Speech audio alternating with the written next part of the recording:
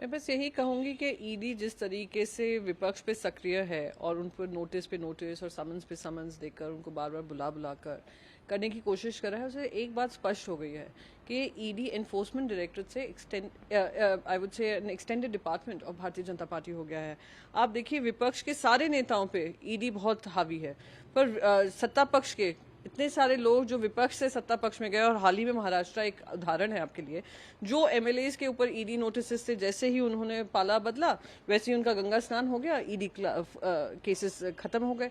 तो इस तरीके से पॉलिटिकल बेसिस पे राजनीतिक ये निर्णय लेना या ईडी की जांच कार्रवाई होना बहुत ही दुर्भाग्यपूर्ण है। मैम, आज राज्यसभा आप सत्ता पक्ष को में रहकर आप जनता ने आपको इतने भारी बहुमत से भेजा, आज वही जनता महंगाई की चोट से त्रस्त है, वही युवा जिन्होंने आप पे भरोसा देकर आपको ये जिम्मेदारी दी वो त्रस्त हैं कि उनको रोजगार नहीं मिल रहे हैं। जय जवान जय किसान का नारा लगाया और आप देख रहे हैं सबसे पहली जो वार की थी इन्हीं दो पक्षों पे की है। तो जब देश की जनता की आवाज खुद सरकार नहीं सुनती है तो विपक्ष की जिम्मेदारी ही नहीं, उनका कर्तव्य बनता है कि उनकी आवाज उठाएं, बुलंदी से उठाएं। पर आप उनके मुद्दों को चर्चा नहीं करने दे रहे हैं। आप पार्लियामेंट सेशन शुरू होने से पहले आपने ये कह दिया कि अनपार्लियामेंट्री वर्ड्स कौन से होंगे। अनपार्लियामेंट्री वर्ड्स में आपने बहुत सारे शब्दों का डाल दिया चयन के, उसको एक्सपंज कर दिया जाएगा। अब आप विपक्ष कह रहा है चर्चा हो प्राइस राइज के मुद्दे पे, जीएसटी जो पहली बार इतिहास में पहली बार अनाज पे अभी आप टैक्स लगा रहे हैं, उस पर चर्चा हो तो ये करने नहीं देंगे।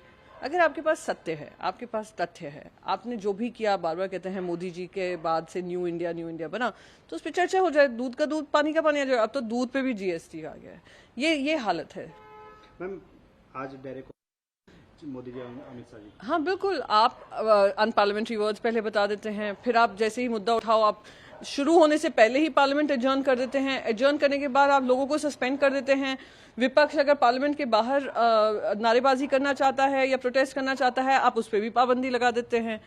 तो यानी अगर आपको देश का विपक्ष ही खत्म करना है, ये एक और कदम है दिखाने को कि प्रजातंत्र इनको नहीं सुहाती है, इनको सिर्फ तानाशाही सुहाती है।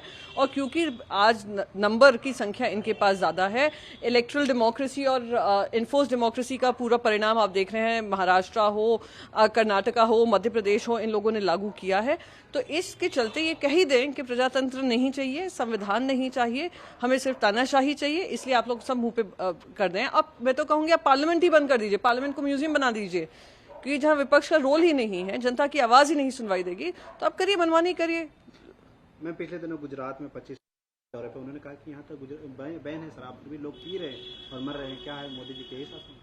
ये सब बहुत सारी चीज़ें जो मोदी जी ने अपना शोकेस किया था, मॉडल गुजरात मॉडल शोकेस किया, वो देश के सामने आ रहा है। आप उनका इंफ्रास्ट्रक्चर मॉडल देख लीजिए। अभी जब हाल ही में बारिश हुई थी, इतनी तेज बारिश हुई थी, रोड्स पूरे गड्ढे हो गए थे, गड्ढे ही नहीं पूरे धंस गई थी, गाड़ियां उसमें फंस गई थी। इतने दिनों तक गुजरात में जो लोग हैं उनको दिक्कतों का सामना करना पड़ा।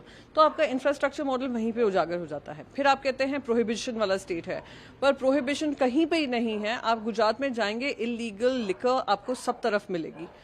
तो आप क्या झूठ परोस रहे हैं? और अगर आपके सामने ये सारी दिक्कतें हैं जाने जा रही हैं, तो उस पर कार्रवाई करने की क्या आपकी जिम्मेदारी नहीं बनती है? केंद्र सरकार को इस पर ध्यान नहीं देना चाहिए?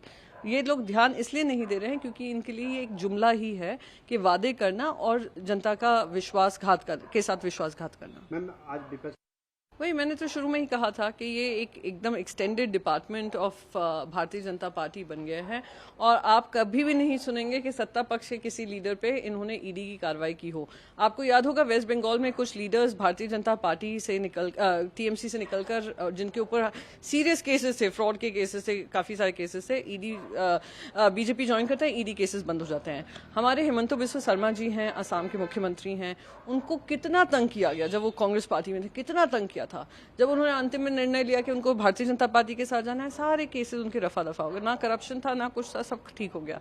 तो ईडी को ध्यान देना होगा कि इतिहास में आप काले आपकी जो रोल होगा वो ब्लैक इंक से लिखा जाएगा या स्वर्ण अक्षरों में लिखा जाएगा कि आपने अच्छा काम किया। जब संविधान को की रक्षा करना और इंस्टीट्यूशन की रक्षा करना आपकी जिम्मेदारी बनती है, अगर आप बेंड कर जाते हैं तो आप भी एक एनेबलर होंगे एक फैशिस्ट डिक्टेटोरियल गवर्नमेंट बनाने में।